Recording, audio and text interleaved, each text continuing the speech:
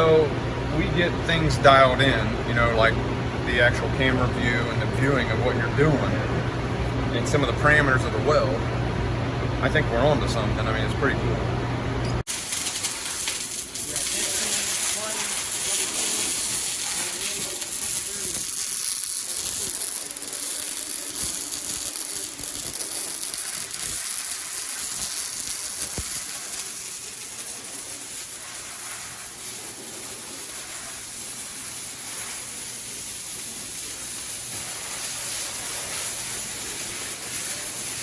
So once I moved this tool 90 degrees, that put me in the same relationship as the part.